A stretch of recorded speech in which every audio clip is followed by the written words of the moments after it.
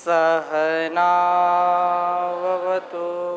सहनौ भुनक्तु सह वीर्यं करवावहै तेजस्विनावधीतमस्तु मा विद्विषावहै। शांति शांति शांति।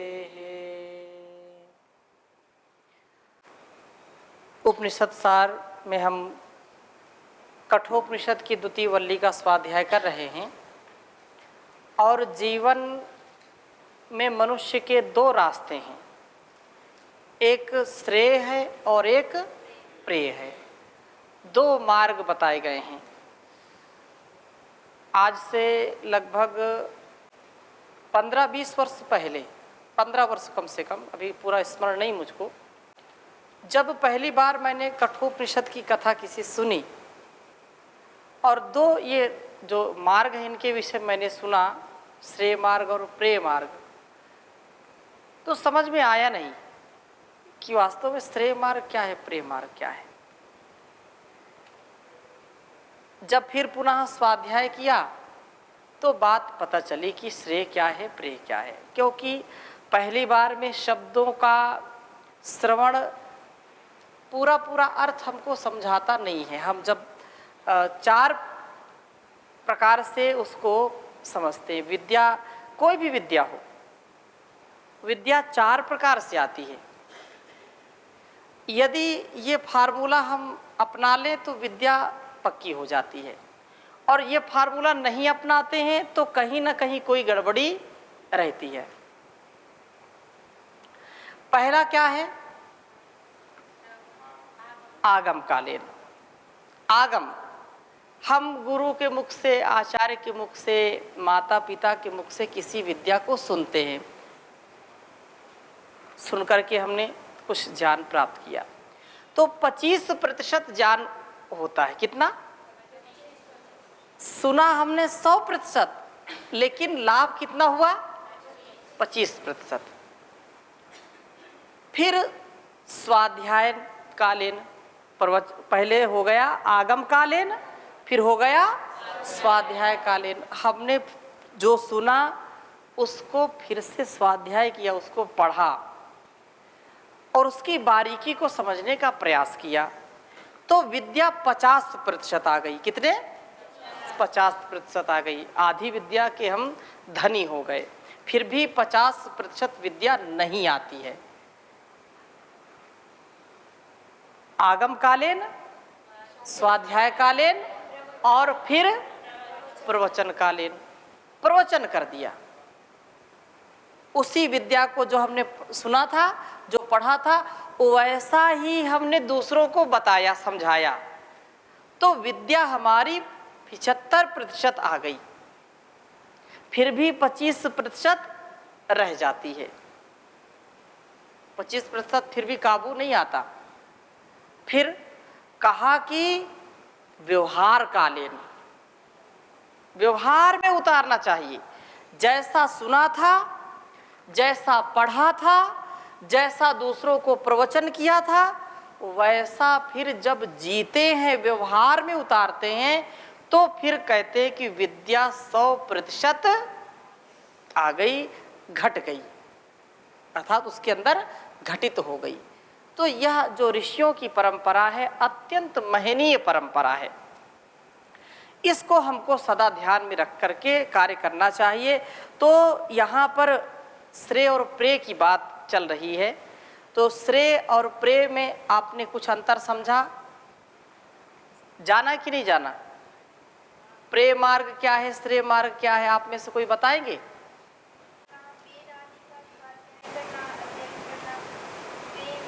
श्रेय मार्ग है ऋषियों के मार्ग पर चलना, मोक्ष के मार्ग पर चलना, वेद अनुकूल आचरण करना, ये क्या है?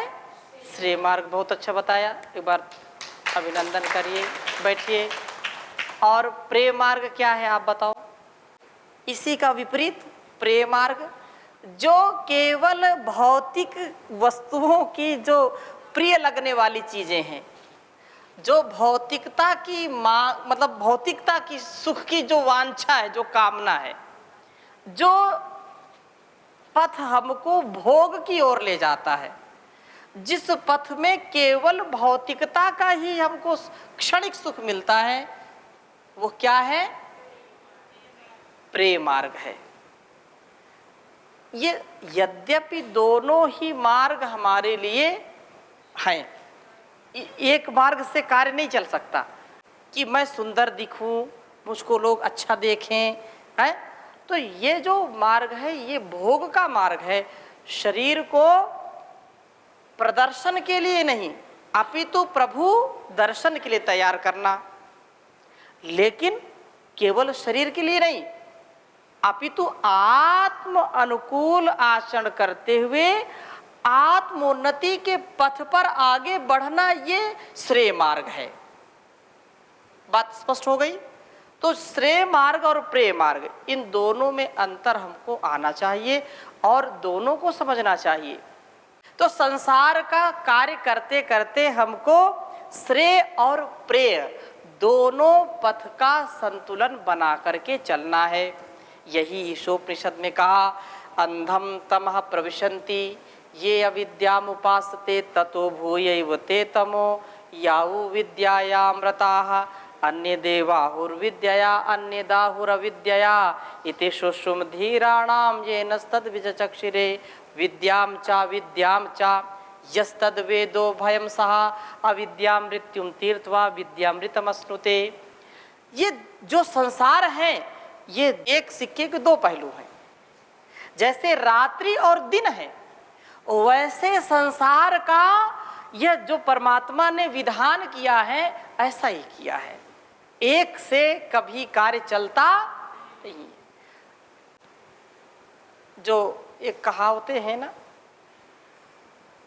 एक चना या खाली चना भाड़ भी नहीं भूंजता, ऐसा बोलते हैं। क्या बोल? अकेला अकेला चना।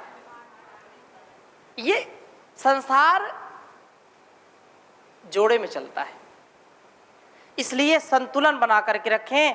और यही बात कही है, पहले और दूसरे श्लोक को हमने पढ़ा था, तीसरे श्लोक में भी हम पहुंच गए थे। सात्वं प्रियान् प्रिय रूपाश्च कामान् अभिध्यायन् नचिकेतोऽत्यस्त्राक्षी नैतां श्रृंकां वित्तमयीमवाप्तो यस्यां मञ्जन्ति बहवो मनुष्याः। कि संसार में है नचिकेता, इसलिए प्रशंसा और ब्रह्म विद्या का अधिकारी है, क्योंकि जितने भी मैंने लोभ लालच दिए थे उसको तूने ग्रहण नहीं किया, जिसमें लोग डूब जाते हैं। हम तो सनम डूबेंगे, तुमको भी ले डूबेंगे। हम तो भोग विलास में रहेंगे और दूसरों को भी ऐसा बना देंगे। ऐसा लोग संसार में करते हैं। इसलिए जो विवेकी होते हैं, जो ज्ञानी होते हैं, धीर गंभीर होते, वो कभी भी संसार के लोभ लालच में आते नहीं है। उनके लिए संयम ही जीवन है, असंयम मृत्यु है। संसार का यह जो व्यापार है वो सदा रहने वाला नहीं है। इसलिए आगे कहा है, आप भी उच्चारण करेंगे, दूरम एते विपरीते विशूची। बोलिए,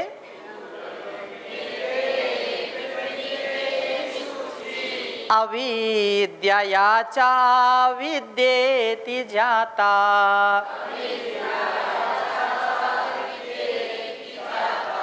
विद्याभीप्सितं नचिकेतसं मन्ये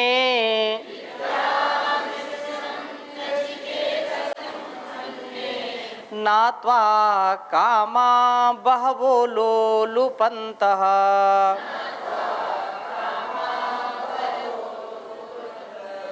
बहुत ही सुंदर प्रसंग चल रहा है। दूरम एते, श्रेय और प्रेय दोनों मार्ग ही एक दूसरे से सर्वथा भिन्न है और दोनों का फल क्या है? अलग अलग है। यदि हम श्रेय का आलंबन लेते हैं, श्रेय पथ पर जाते हैं तो मोक्ष का आनंद मिलेगा, आत्मिक आनंद मिलेगा। और यदि प्रेय की ओर जाते हैं तो शरीर का क्षणिक आनंद सुख जिसको बोलते हैं वो मिलेगा, मिलेगा जरूर। दोनों के लाभ, दोनों के फल अलग अलग हैं, इसलिए इस बात को कहा है दोनों के फल भिन्न भिन्न है।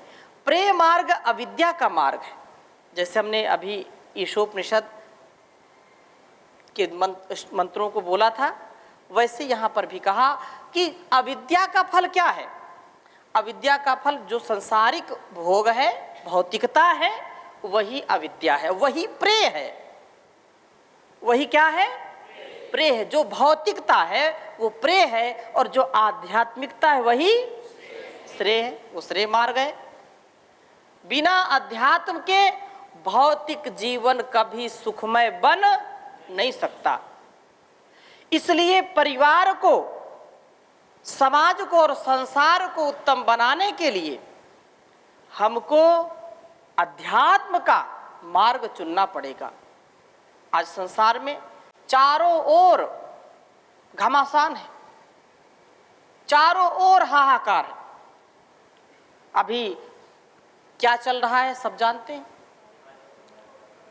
अफगानिस्तान और तालिबान का प्रकरण चल रहा है, युद्ध चल रहा है, छीना झपटी चल रही है। क्यों? क्योंकि भौतिकता की होड़ है, क्योंकि एक जो उन्माद है, जो उत्पात है, वो कभी भी जीवन को और इस जगत को सुख नहीं दे सकता। जहां एक ओर ऐसी दूषित हवा चल रही है, वही दूसरी ओर संसार के सभी जो अध्यात्म को मानने वाले हैं, जो आत्मज्ञान को मानने वाले हैं, जो सच्चा सुख है उसको मानने वाले हैं, वो एक दिव्यता से युक्त जीवन जीना चाहते हैं, जहां पर शांति है, जहां पर सौहार्द है, जहां पर परस्परता है, जहां पर कृतज्ञता है, जहां पर भाईचारा है। तो इसलिए जो भौतिकता है उसमें व्यक्ति अज्ञानता का वर्ण करता है। जो भौतिकता है वहां पर अभाव भी है, वहां पर सद्भाव नहीं है, वहां पर क्या है? अभाव है, वहां पर बुरा प्रभाव है। इसलिए यहां पर जो बात कही है कि प्रेय का मार्ग अविद्या का मार्ग है, अर्थात सांसारिक सुख वेदोक्त, और जो आत्मज्ञान से विमुख होकर के केवल भौतिक सुखों की कामना करके अज्ञानता पूर्वक, मैं तो पुनः इस बात को बताना चाहूंगा कि धर्म, अर्थ, काम और मोक्ष पुरुषार्थ चतुष्टय है। धन भी कमाना है, लेकिन धर्म के साथ। शरीर और संसार को अच्छा बनाना है, किसके साथ? धर्म के साथ, विवेक के साथ। यदि हम भौतिकता का अतिक्रमण करेंगे, भौतिकता को नहीं चाहेंगे, तो हमारा शरीर भी तो भौतिक है, तो हम शरीर को छोड़ दें। अगर शरीर छोड़ देंगे तो हमारे ये पुरुषार्थ चतुष्टय कैसे सिद्ध होंगे? ये भी आवश्यक है, लेकिन अति में मति का प्रयोग करके गति करनी है, दुर्गति नहीं करानी। अति सर्वत्र वर्जयेत। विवेक पूर्वक, वैराग्य पूर्वक, ज्ञान पूर्वक जीवन को जीना, ये हमारे अध्यात्म का सार है। तो यहाँ पर जो बात कही है, और जो श्रेय है अर्थात जो विद्या है, जो आत्मविद्या है, जो आध्यात्म विद्या है, जो ईश्वर, जगत और इस जीव का सच्चा स्वरूप प्रकट करने वाला है, उस ज्ञान को, उस विवेक को जब हम शिरोधार्य करते हैं तो सारे दुखों से, दुर्व्यसनों से, दुर्गुणों से हम बच जाते हैं। यह परम आवश्यक हमारे लिए है। तो हे नचिकेता, जो योग समाधि के द्वारा, अष्टांग योग के द्वारा इस जीवन को जीता है, वही वास्तव में आगे बढ़ता है। और तू विद्या के मार्ग का पथिक है।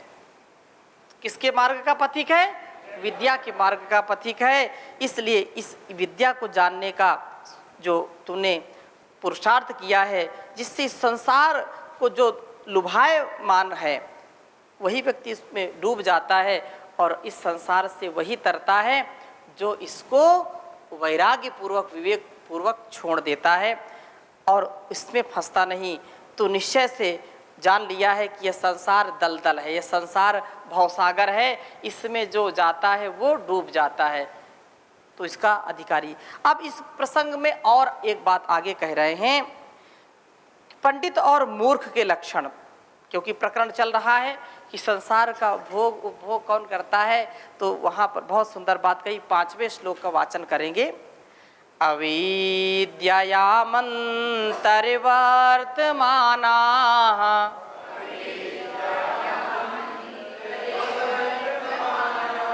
स्वयं धीराः पंडितं मन्यमानाः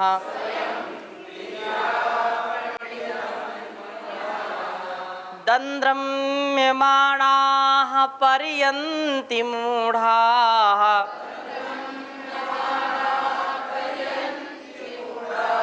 अंधे नैव नीयमाना यथान्धाः।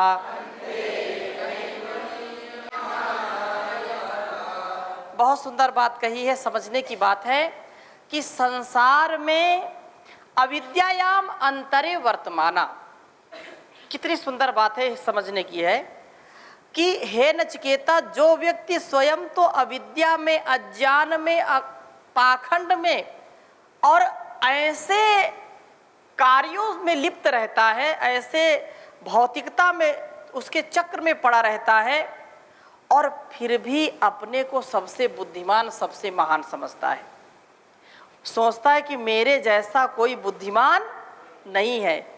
अविद्यायाम अंतरे वर्तमाना, स्वयं तो जो है बिल्कुल अज्ञानी है, अविवेकी है, अवैराग्य से युक्त जीवन है, लेकिन समझता है कि मुझसे ज्यादा बुद्धिमान कोई नहीं। ये संसार की स्थिति है। जो अनपढ़ भी होगा वही समझता है कि मैंने पढ़ा नहीं, ये सबसे अच्छा काम किया। क्यों? क्योंकि पढ़ लिख करके क्या करना, वही काम करना तो हम बिना पढ़े लिखे कर रहे हैं। वो समझता है कि मैं सबसे ज्यादा बुद्धिमान हूं, पढ़ भी लिया थोड़ा सा तो भी। मुंडे मुंडे मतिर भिन्ना, तुंडे तुंडे सरस्वती। मुंडे मुंडे मतिर भिन्ना, तुंडे तुंडे सरस्वती। अर्थात तात्पर्य क्या है, इस खोपड़ी में सबके दिमाग अलग अलग है। मुंडे मुंडे मतिर भिन्ना और तुंडे तुंडे सरस्वती। इस जुबान में सबकी बोली अलग अलग है, तो सब समझते हैं कि हमसे ज्यादा बुद्धिमान कोई नहीं है। सब समझते हैं हम बहुत बुद्धिमान हैं। इसलिए यहां पर यह बात कही है कि वो अपने आप को महान, धीर, गंभीर विद्वान मानते हों।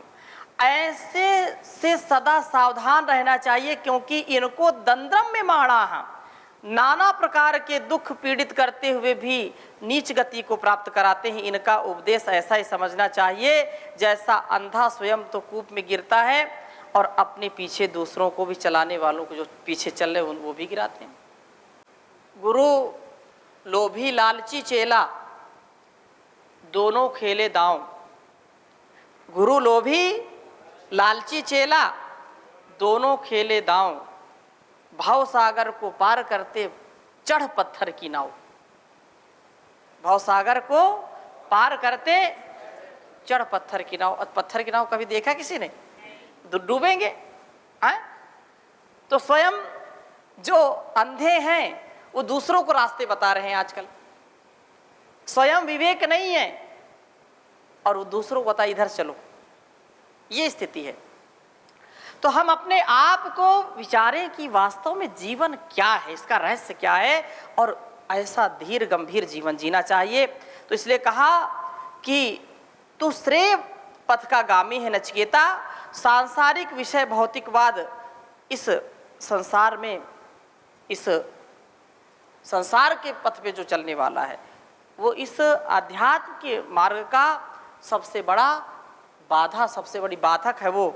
और इसलिए तो इसको छोड़ करके वह तो शरीर तक ही सीमित रहता है, भौतिक सुख, लेकिन जो आध्यात्मिक सुख है, जो हमारे आत्मनोमोक्षार्थम जगत हिताय च की जो बात है, वो आपको आगे तक ले जाती है। जो मुमुक्षु हैं वे इस पथ को कभी छोड़ते नहीं, कभी त्यागते नहीं हैं। और जो शरीर सुख की कामना करते हैं वो बार बार इसी को, बस उनके लिए पिब भुंस रमस्व, खाओ पियो मौज करो। एक कहावत है, पिब भुंस रमस्व, खाओ पियो मौज करो, ड्रिंक ईट एंड बी मेरी, ऐसा बोलते। तो ये केवल उनके लिए भोग का साधन है संसार और ये शरीर। परंतु जो मोक्ष का सुख चाहते हैं, जो मुक्त जीवन जीना चाहते हैं, वे कभी भी इस भौतिकता में अपने आप को डालते नहीं। हम यहाँ से तो संसार से बाहर कोई स्थान नहीं कि छोड़ करके भाग जाएं, शरीर छोड़ करके भाग नहीं सकते। इस शरीर का साधन जो मिला है, संसार का जो साधन मिला है, इसका सदुपयोग करके ही जीवन में आनंद पा सकते हैं। इसलिए इस बात को कहा है। और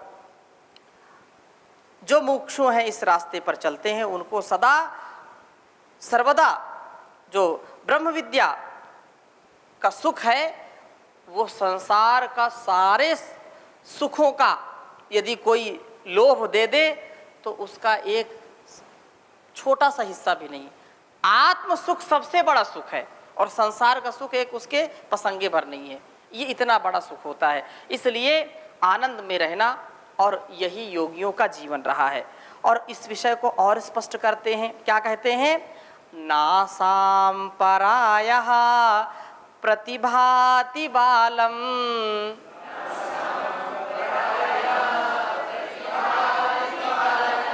प्रमाद्यन्तं वित्तमोहेन मूढ़म्।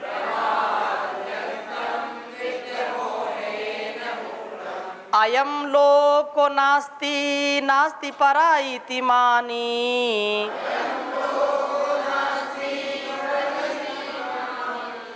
पुनः पुनर्वसमापद्यते।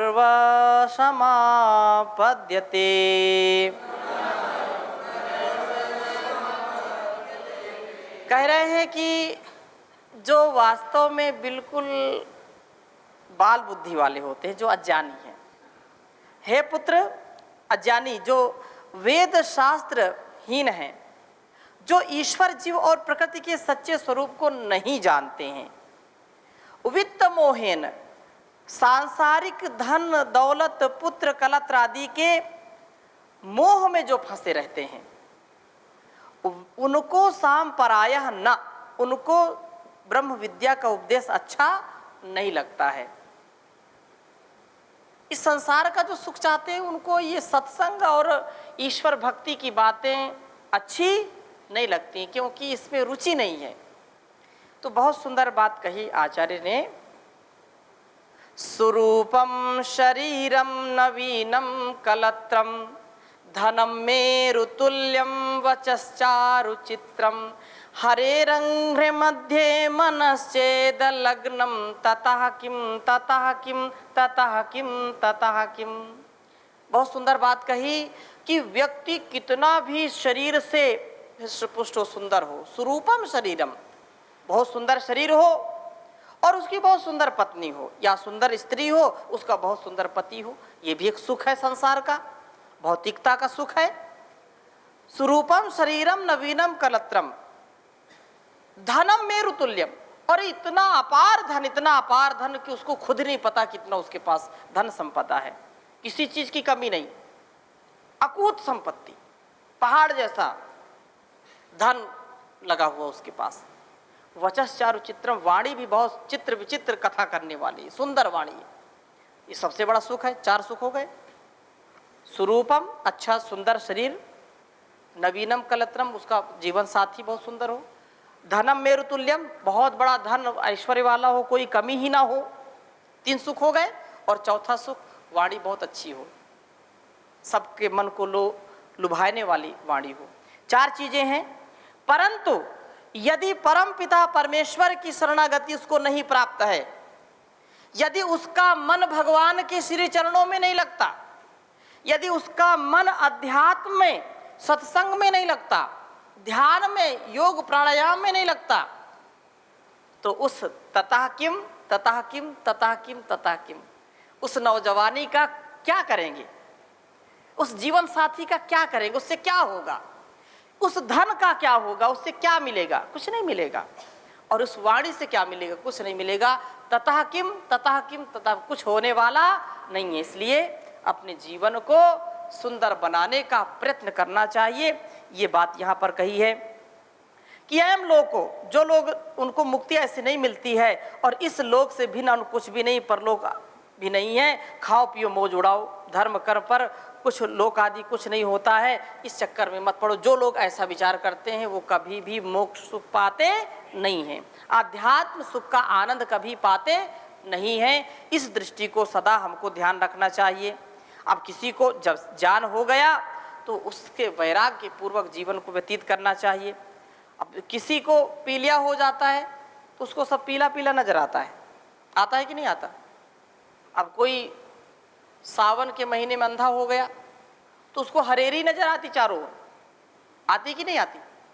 तो ऐसे ही जो व्यक्ति भोगी होता है उसको चारों ओर भोगी नजर आता है, और जो ईश्वर प्रेम में होता है, जो भगवान से प्रेम नहीं करता, जो काम वासनाओं से युक्त होता है, उसको काम वासनाएं ही नजर आती हैं, और जो ईश्वर से प्रेम करता है उसको सदा राम ही नजर आता है। उसी स्वरूप को देख करके कोई काम को देखता है और कोई उसी में राम के दर्शन करता है। ये दृष्टि है, जैसी दृष्टि वैसी सृष्टि होती है। इस प्रकार से ये बात कही है। तो निसंदेह हमारा जीवन बहुत सुंदर होना चाहिए, और किसी भी प्रकार से हमको अज्ञानता से, अविवेक से, अभाव से, अधर्म से, अन्याय से बच करके सद्भाव से, प्रेम से, करुणा से, धर्म से, पुण्य से जीवन जीना चाहिए। यही आज की कक्षा का सार है। इसके बिना जीवन बेकार है। तो हम ऐसे बने। इस कठोपनिषद की चर्चा और आगे हम करेंगे। ओ